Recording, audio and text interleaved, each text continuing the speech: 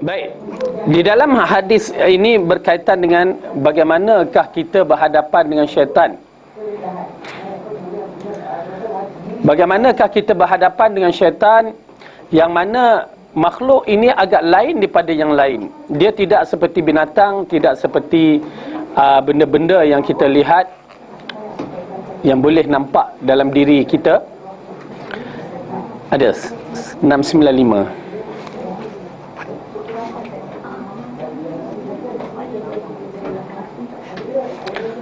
Perisai ke-28. Lain tak? Ada Ustaz skip tak? Ke? Sebab Kak tak datang ke? Itu yang jadi skip tu. 294 Lepas tu Ustaz buat wanita kan? Yang ke-20 22 dah buat ke-23 semua tu. 40 ke-25. Dah. Ustaz langkau Ya ke? Ya ada. Dah ada. Tanda tapi start tak yang 22 semua tu. Tanda 23, 24. Tanda setakat 689 je. 689. itu pada batu Ada.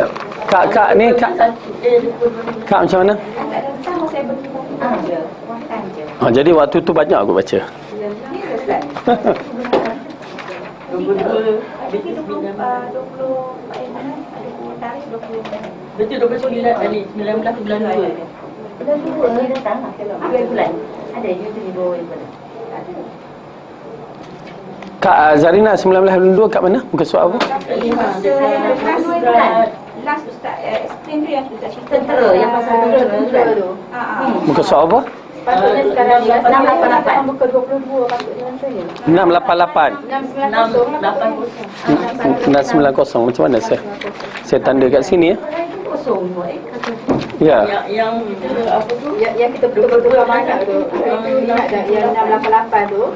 Ya Ustaz suruh betulkan pasal tentera lah apa-apa tu. Banyak salah. Oh ya. Bawanya berjalan-jalan. Ya, tempat yang saya tanda, habis saya tanda ni macam mana kat kelas lain ke? Mana ada kelas ni? 675, Kak lagi jauh. 6?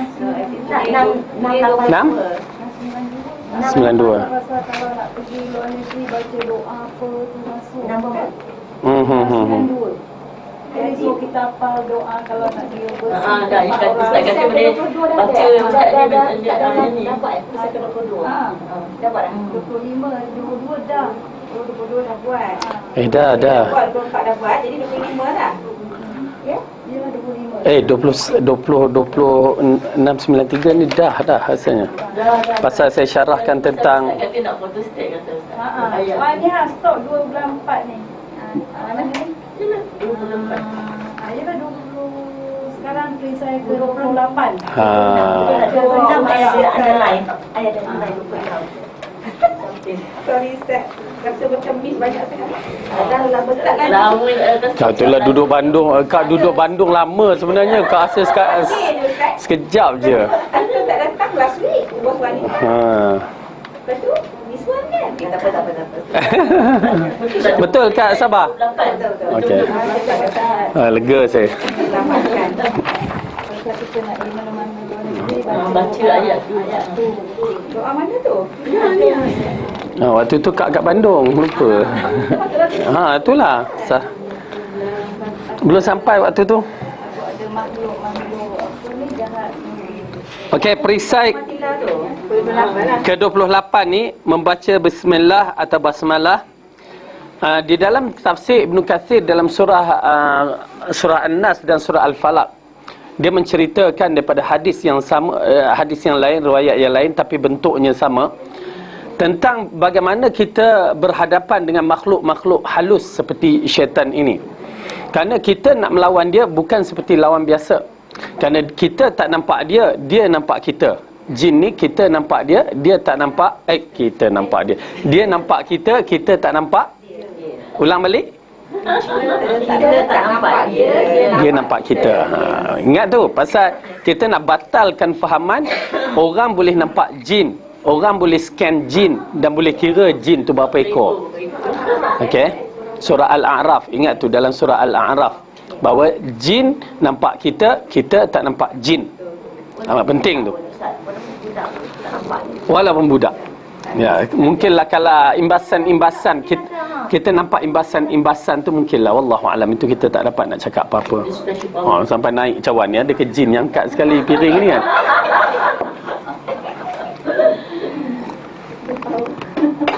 Okey.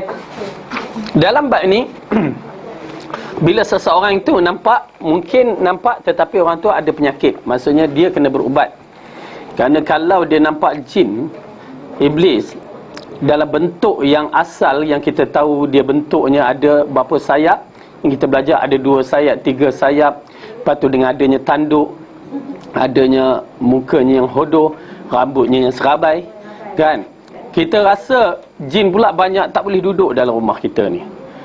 Itu belum lagi yang sebelah kita yang nama korin tu. Kalau kita nampak sonoklah kita, kan? Bolehlah kita elakkan dari korin tu. Tapi masalahnya kita tak nampak.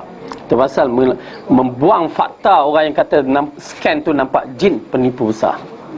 Okay, penipu besar. Orang yang ada basic, itu pasal kita ada pendirian, kita tak akan pergi tempat-tempat begini. Kita tahu penipu besar. Tapi orang tu kata, berarti itu ustaz. Yang jadi saya tegur tu, orang tu ustaz, dia panggil saya abang cik. Orang tu ustaz abang cik. Ustaz lah, digunakan nama ustaz, hanya dia tu bomoh. Ya, habis porak-peranda keluarga dia. Bapak dulu mula masya-Allah bapak nak tolong pasal ialah anak tak dapat anak, tak ada rezeki lagi. Dah guna ke bomoh, anak orang tu ada saka. Yang tu ada saka. Sudahnya bapak nak ziarah pun bawa saka dia tu. Habis jahat. Saya katakan jahat bomoh yang begitu, memecah belah. Kita pun percayalah, habis hancur rumah tangga. Okey? Tapi kita boleh rasa, Ustaz. Rasa macam mana tu? Kan kita masuk tempat ada benda yang tak kena, kita dah rasa tegak bulu rumah ke apa ke. Tak ada, itu tak ada. Itu dah minda kita letak benda tu ada. Jadi macam itulah. Masuk rumah, sebelum masuk rumah apa ni, rumah yang tak ada orang tu dah mula letakkan minda kita sesuatu. Buka je pintu, tegak bulu rumah saya. Hanya penakut, kan? Itu je asalnya. Tak ada apa-apa. Tapi so, orang dah lama memang mempunyai syaitan kan? InsyaAllah tak ada apa-apa. Ustaz yang dia kata orang duduk kat rumah, tiba-tiba pagi-pagi besok dia tengok dia dah kena ubah. Habis dah jenis kaki mengigau, tidur malam jalan. Okey. Dekat katil-katil pergi tengah pagi asap Ustaz. Apa dia? Dekat sekolah asrama kan. Dia tidur dekat asrama. Bangun pagi esok dia dengan katil-katil dengan badan. Itu jenis tidur mati. Orang kejut solat subuh tak nak, orang angkatlah katil tu ke padang. Baik, wallahu alam, kita tengok benda-benda yang macam tu kan. Pengalaman lah Ustaz. Masa Datin kata tadi lah yang bila masuk bilik tu, ni pengalaman saya sendiri lah. Bila kita masuk hotel tu, terasa sangat, memang rasa tak kena, ada sampai tak kena, saya tak tukar kan. Memang lepas tu Ustaz pergi dekat apartment ni, kita duduk dekat meja, lansir tu tiba semangat sendiri. Lepas tu pasal saya kata kalau macam ni kita tukar, memang tukar bilik. Lepas tu kita dapat tahu memang bilik tu memang tak boleh duduk. Memang dah tak apa tu tak betul. Allahu a'lam. Pasal isu jin ada. Cuma kita mengatakan kemampuan dia nak mengganggu tu, itu mungkin gangguan-gangguan, ialah benda-benda yang begitu. Namun kita kena tegas, maksudnya kena berani betul-betul dalam bab ini.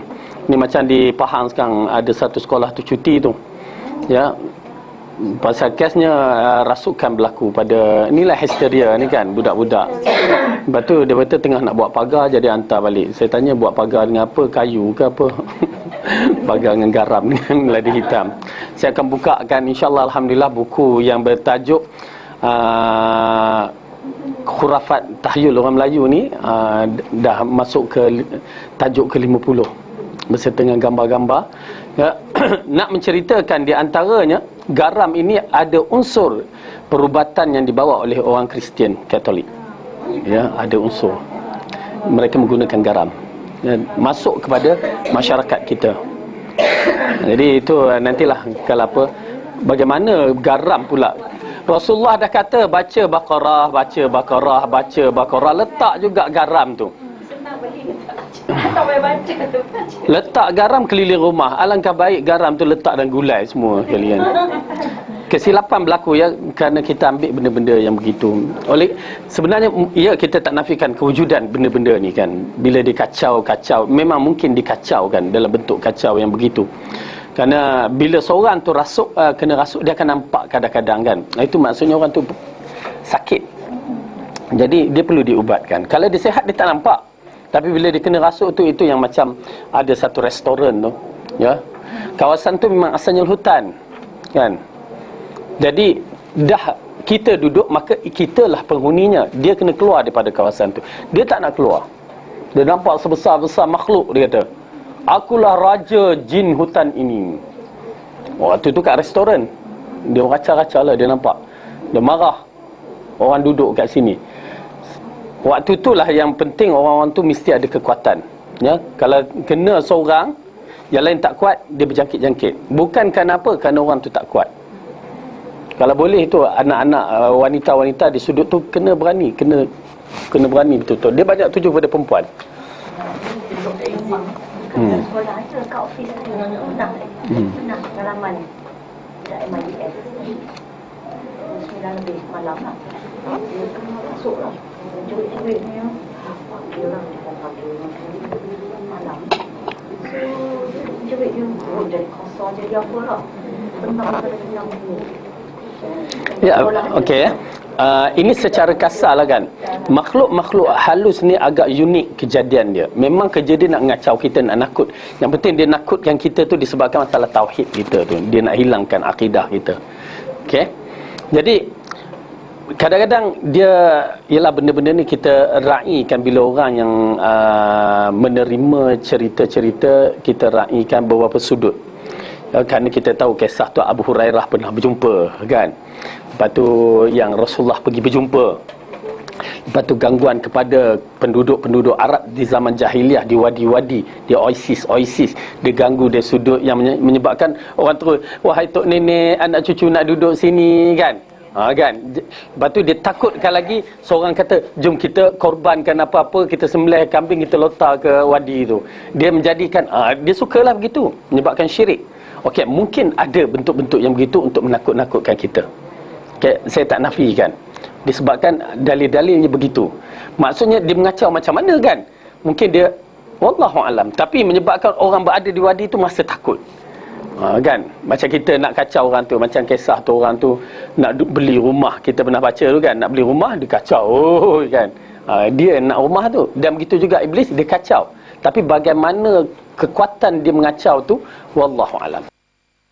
Bila sahabat itu mengatakan syaitan, celaka syaitan, maka Rasulullah kata, jangan kamu katakan celaka syaitan, tapi katakanlah bismillah. Hadis tu kata bismillah kan. Kalau kita kata auzubillah, itu minta perlindungan dari syaitan kan? Minta perlindungan dengan Allah dari syaitan. Okey, baca bismillah. Terpaksa dalam bab hadis ni kita kena ikutlah sebaik-baiknya. Boleh baca auzubillah sebagai perlindungan, tapi bila kita baca bismillah, syaitan ini akan menjadi kecil. Kalau kita kata celakalah syaitan, dia akan membesar sehingga sebesar rumah. Tetapi bila kita kata bismillah, dia menjadi kecil sampai sebesar lalat. Jadi seolah-olah ingat ya, hidup syaitan ni begitu. Dia macam getah, macam belun kan. Tiup besar. Lepas tu dia boleh jadi kecil macam lalat. Kalau kita ni dah besar, nak jadi kecil payah kan. Mulalah pergi apa, slimming ke apa ke. Okey, baik. Umayyah ibn Maqsyah radhiyallahu anhu berkata, suatu ketika Rasulullah pernah duduk di dalam satu majlis ketika terdapat seorang lelaki yang makan tanpa membaca bismillah. Makanan tersebut telah dimakan sehingga habis licin, melainkan tinggal satu suap saja lagi. Apabila dia mengangkat makanan tersebut ke dalam mulut, dia menyebut bismillahi awwaluhu wa akhiruhu. Rasulullah sallallahu alaihi wasallam tiba-tiba menjadi ketawa, kemudian bersabda, tadi syaitan begitu enak makan bersama-samanya, akan tetapi setelah dia menyebut nama Allah, serta-merta syaitan termuntah makanan yang ada dalam perutnya. Riwayat Abu Daud, disahkan sanadnya oleh disahkan dhaif oleh Albani. Ini yang kita katakan makhluk syaitan ni lain sikit. Kita tak boleh nak gambar macam mana dia makan. Tu pasal bila orang kata tengah malam dengar keruk tulang apa kambing, tulang lembu ditinggal kat belakang rumah tu jin makan tu, salah. Jin takkan makan macam tu. Entah sup gia kita tak habis tu orang lain yang makan kan. Anjing. Okey, jadi syaitan makan ada cara dia. Tulang tu tak hilang. Okey, tulang tu tak hilang, tapi macam mana dia makan tu, wallahu alam. Kalau kita tengok lalat makan, mungkin begitu, dia sedut aja kan proses dia tu. Okey. Jadi di sini dia makan bersama orang yang muntah, orang yang tak baca bismillah.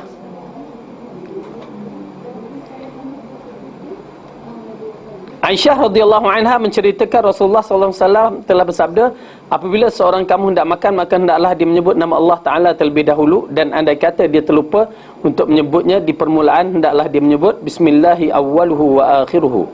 Okay? Ataupun bismillahi fi awwalihi wa akhirihi. Dua-dua boleh. Boleh. Tapi kalau tak ada fi, baris tu bertukarlah awwaluhu. Tak ada. Bismillahi fi awwalihi wa akhirihi. Okay. Jadi itu kaedah syaitan. Itu pasal agak menarik dalam siri apabila saya suka ya dalam bab ini ibu-ibu, bila kita bicara jin, syaitan, malaikat, pertama beriman dahulu. Bagaimana caranya? Jangan fikir cara manusia. Kalau binatang tu makan pun tak sama dengan cara kita makan kan. Kita tengok monyet makan macam aku je makan. Masuk tang kucing makan dah lain sikit kan. Masuk kuman makan ular makan lagi telannya. Masuk sampai binatang semut, kuman langsung lain. Ini kan pula makhluk yang begitu. Ya. Jadi kalau kita tengok makhluk yang begitu, mesti ada dalil baru kita boleh berdiri. Lagi dikuatkan bila makhluk-makhluk macam kita sendiri bila masuk alam kubur, lagi dah lain kehidupan. Mesti ada dalil untuk berbicara tentang hal alam kubur. Tak boleh nak ikut akal. Ya, kalau ikut akal itu yang jadi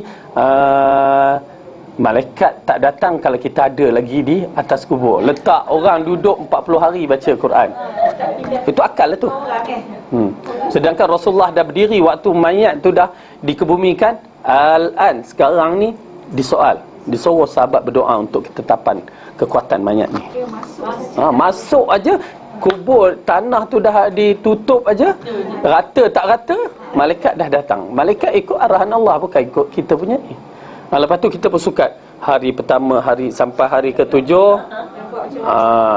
masuk hari ke-40, dia ada pecah mata, pecah perut, lagi pecah apa? Pecah tabung, dah banyak kali kenduri kan. Lepas tu pecah kaca, pecah gelas. Dah baca harap balas. Inilah masyarakat kita. Ya, ambilkan hal kubur ikut akal, habis cerita. Okey. Jadi dalam hadis mengingatkan kita itu kaedah dia. Saya teringat Rasulullah kata, maka bila seorang tu bangun bertahajud, ya, kalau dia tak tidur lagi tu lain cerita, tapi kalau dia tahajud tu, bangun tahajud, bersiwak, disunnahkan kita bersiwak, bersugi atau menggosok gigi. Ya, kerana apa? Waktu kita sembahyang bertahajud tu, ya, malaikat akan membuka mulutnya dan dilekatkan pada mulut kita, dan apa yang kita baca tu masuk dalam rongganya. Hadis sahih. Apa tujuan itu letakkan? Memang itu malaikat khusus untuk bangun orang bangun tahajud. Mandi? Tak apalah. Allah, takut apa pula? Tak bersiwak. Datang tapi dia dia macam jadi saya agak tertarik kerana ianya hadis, lepas tu sifat malaikat yang agak ajib. Ya, lepas tu kita baca dalam surah Fatir, malaikat yang punya 2 sayap, 3 sayap, 4 sayap, dan Allah tambah siapa yang dikehendaki. 3 sayap tu macam mana 3 sayap tu kan? Satu benda yang unik. Okey. Jadi kita beriman. Okey, kita tengok baik. Di dalam riwayat yang lain beliau menyebut Rasulullah pernah memakan hidangan bersama 6 orang para sahabat. Tiba-tiba datang seorang badui, lalu turut menyuap makanan tersebut sebanyak 2 suapan. Rasulullah kemudian bersabda, kalau salah seorang dari kamu telah menyebut nama Allah, maka ianya sudah memadai semuanya. Riwayat Tirmizi disahkan sebagai hasan sahih. Okey. Ini kedudukannya kalau makan berjemaah, wallahu alam. Tapi dikatakan hadis sahih, maka seorang mewakili semua. Oleh itu perlulah setiap muslim menyebut nama Allah terlebih dahulu sebelum menjamah makanan. Walaupun makanan tu kita nak rasa, ya, masin ke tidak, ya, jangan mengap je kan. Ataupun makan kacang, apa salahnya kacang ngap-ngap kan. Baca bismillah dulu. Okey. Nak rasa, minta rasa seketul daging, rasa je. Kurang sedap sikit, minta sepiring daging. Sepiring tu dah bukan rasa dah tu. Ya, terpelantak dah tu. Oleh itu perlulah setiap muslim menyebut nama Allah terlebih dahulu sebelum menjamah makanan. Anjuran ini bukan sekadar terbatas dalam masalah menjamah makanan saja, namun ianya meliputi semua gerak kerja yang bakal dilaksanakan seperti mau bangun, duduk, berdiri, mau meletakkan sesuatu atau seumpamanya. Ini kerana basmalah selain daripada mengandungi keberkatan, ia juga berfungsi untuk menghalau syaitan. Okey, perbuatan baca bismillah tak menjadi masalah. Apa juga kerja buat, bermula dengan bismillah ada keberkatannya. Perisai ke-29, menghalang syaitan ketika menguap. Syaitan suka kita menguap. Dan syaitan amat menunggu waktu menguap, kerana ada lawak-lawak yang nak dengar daripada kita.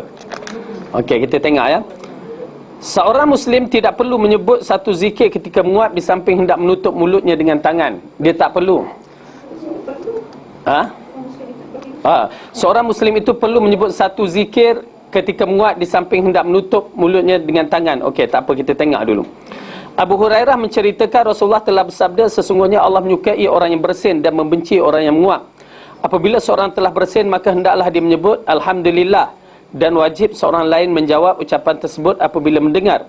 Adapun sifat menguap itu adalah dari syaitan, maka hendaklah dia menolak menyebut isti'azah dan menutup mulut dengan tangan. Apabila seorang itu menguap, ketika menguap nescaya syaitan akan ketawa. Riwayat Bukhari. Okey, kita kupaskan.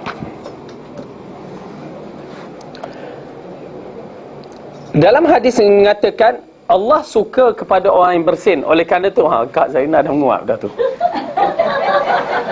Orang yang bersin ada hukum hakam dia. Kalau seorang itu bersin, Allah suka, maka dia ada adab dia cara bersin. Rasulullah mengajar adab dia.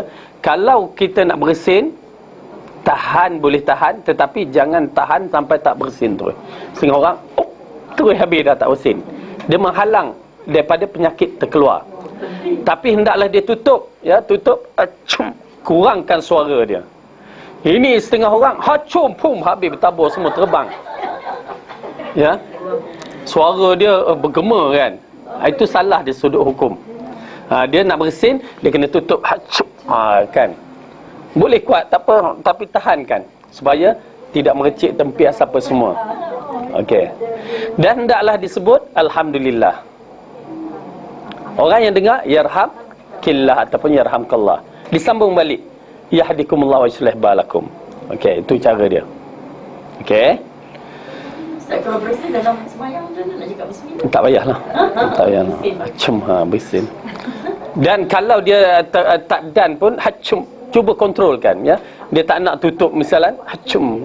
Cuba kontrolkan. Palingkan ke. Okey. Ni kalau bersin tu macam hacum pum, tiup lilin hari jadi pun terbang semua. Bukan lilin, kek-kek terbang. Okey. Jadi sebut benda ni. Ini dia sifat. Kemudian apabila seseorang ada pun sifat menguap itu adalah dari syaitan, maka hendaklah dia menolaknya. Okey, saya tak tahu adakah menyebut isti'azah ini menutup mulut dengan tangan dan menutup dengan tangan ya dari penterjemah ataupun dari penulis buku ni. Ya. Nanti pasal menyebut isti'azah tu, dia ada menyebut isti'azah. Menyebut isti'azah ni auzubillah minasyaitan. Sedangkan belum saya jumpa, wallahu alam, belum saya jumpa tentang menyebut isti'azah waktu menguap. Tak ada. Macam mana dia letak ini, dia tak letak, selalu dia letak penterjemah maksudnya. Jadi saya kena check balik. Tetapi apa yang paling penting, menolaknya dengan menutup mulut dengan tangan. Sama ada kita tutup mulut macam ni ke, ataupun macam ni ke, atau tangan kiri ke macam ni ke. Ada pula kata kalau tangan kanan tutup macam ni, tangan kiri tutup macam ni, kan. Lepas tu baca auzubillah. Ataupun kita tak tutup, kita tahan je. Tapi memang dituntut tahan, supaya jangan kita nampak sangat menguap tu, tengah-tengah solat tu menguap macam singa menguap. Apa cerita kan? Jangan. Tahan. Kenapa? Kerana itu kesukaan syaitan, menunjukkan kita malas. Orang kata kurang oksigen, kan? Kata mereka lantaklah. Tetapi Rasulullah kata jangan. Dan apabila seorang itu mengucap, yakni menguap tu berbunyi, kan? Ketika menguap, nescaya syaitan akan ketawa. Dia suka benda tu. Itu dia lawak kita. Dia kata pandai dia tu lawak. Hanya dia bukan kaki lawak, tapi bila dah menguap bunyi, syaitan ketawa. Kita kalau boleh jangan bagi syaitan seronok. Tu je. Biar dia menangis. Okey? Faham kat sini lah? Try testing. Ustaz, Testing. jadi pasal menguap, saya ingat masa zaman persekolahan dulu, masa bulan puasa, Ustaz Manina, budak-budak kan boleh mengajar, kan sejarah tengah hari, Islam mengatuk semua dah. Dah saya, okey lah, dia kata kita tutup sekejap, kita buat musabah penguap dia. Ustaz Manina. Ceramah je. Berpuasa. Okey. Ini di antara benda lah. Kalau dah menguap semua, betul juga, kan? Okey. Tapi saya tengok menguap macam berjangkit. Seorang menguap, siapa yang tengok mesti nak menguap juga. Wallahualam. Dia macam histeria pula. Ada unsur. Tak percaya tengok. Bila seorang menguap, silap-silap kita yang tengok pula nak menguap. Abu Sa'id Al-Khudri meriwayatkan bahawa Rasulullah telah bersabda, artinya apabila seorang kamu menguap, maka hendaklah dia menutup mulutnya dengan tangan, kerana syaitan akan masuk ke dalamnya. Riwayat Muslim. Syaitan cuba masuk ke dalamnya. Okey. Tak payah, tak ada. Nanti saya cek hadis ni macam mana kedudukannya.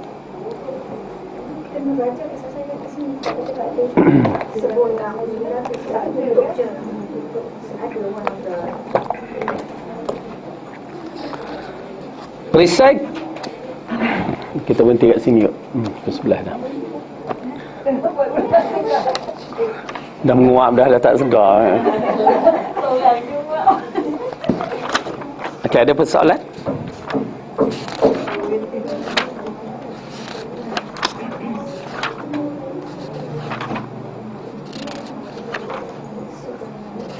Ustaz yang ada ustaz tu dan imam tu, dia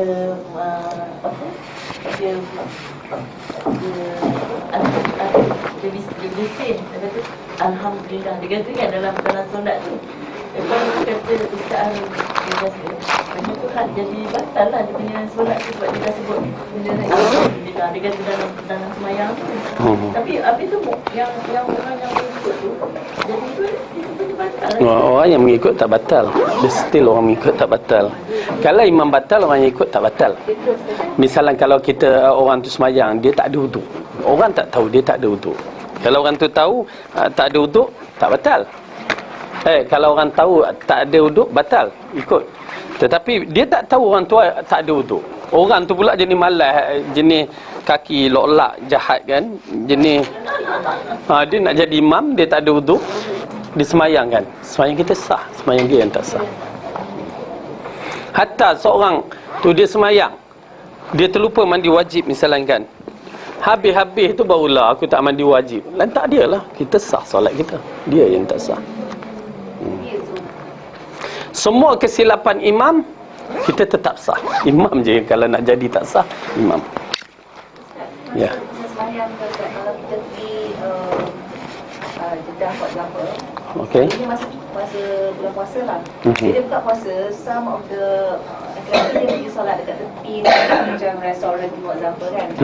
Kadang-kadang kan orang yang jadi imam tu dia mazhab lain tau Ustaz. So bila orang tu dah ikut, lepas tu realise yang sama cara dia semayang tu, dia boleh berhenti ke dia kena follow juga?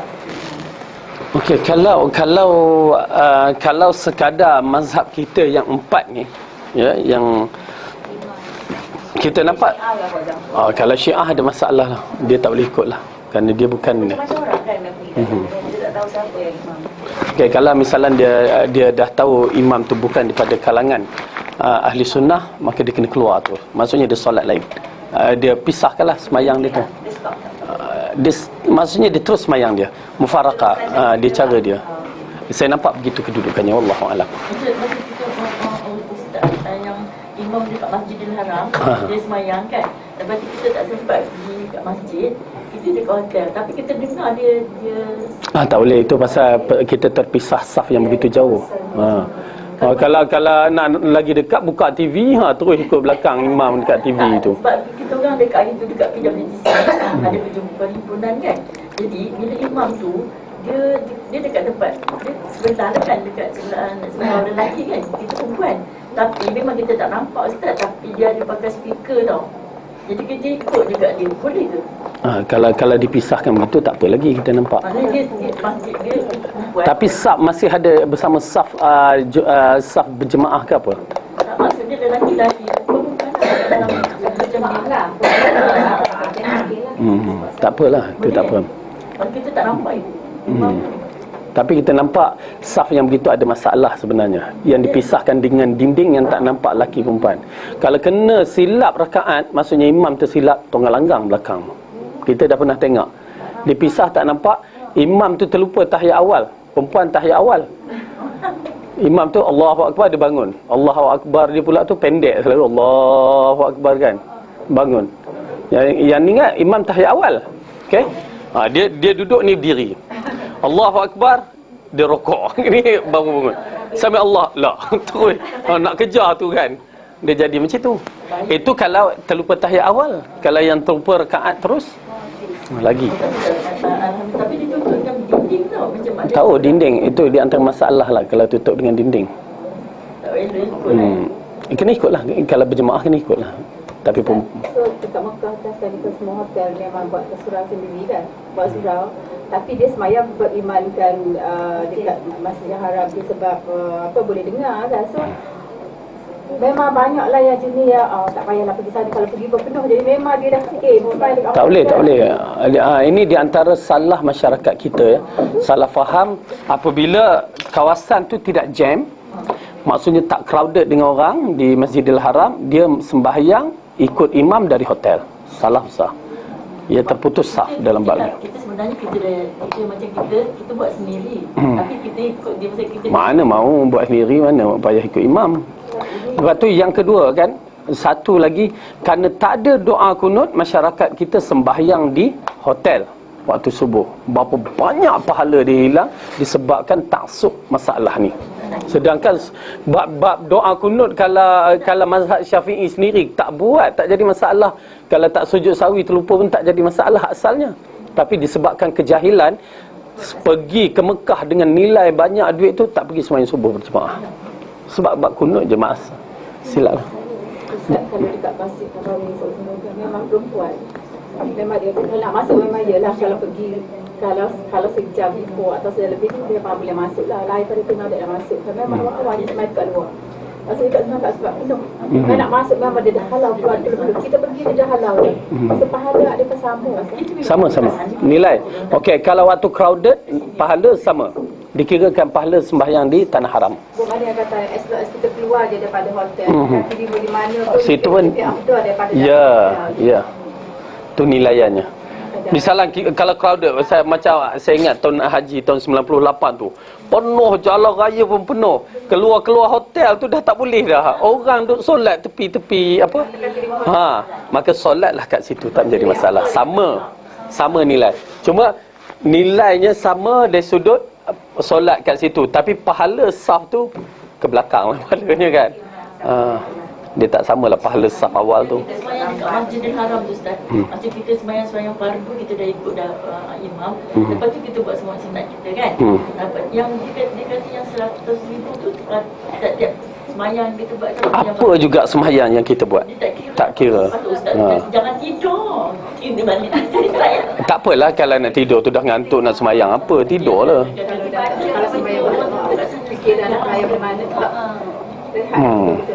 Tapi pagi ni Tapi itulah kita katakan walau macam mana pun saf yang awal itu lebih utama kan.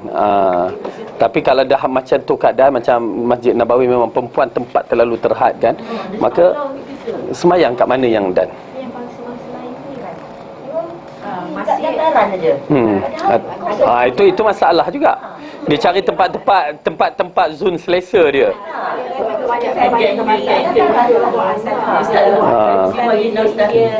Saya baru ni marah orang yang jual-jual apa ni, jual-jual takaroni, yang jual baju-baju apa semua. Dia marah perempuan tu solat area Masjid Nabawi pasal dia nak letak baju dia. Hampir-hampir saya bergaduh kat Madinah tu. Saya kata, enti ni nak berjual, dia nak solat Masjidil Haram, dia kata mayanglah kat dalam. Lantak dia lah, dia nak solat. Bergaduh dengan dia kan. Kamu nak berjual, kenapa sibuk sangat nak berjual dengan orang nak solat di situ? Ustaz, saya semasa kat sana, saya punya baju kena apa tu, tek burung. Lepas tu kan banyak pula tu kan dekat main burung pati ke kak? Sampai banyak tu burung. Lepas tu kita dah buang lah, ambil tisu, buang tadi kawan tolong tau. Buangkan tu, lepas tu ambil lah air semayang dengan botol tu kan. Lepas tu kan boleh ke macam tu? Tak apa, tak ada masalah. InsyaAllah tak ada masalah. Sebab dah terkong. Okey, insyaAllah yang baik itu datang pada Allah. Salah dan silap itu kelemahan saya sendiri. Aku qawli hadza wa astaghfirullah li wa lakum. Assalamualaikum warahmatullahi wabarakatuh. Subhanakallah.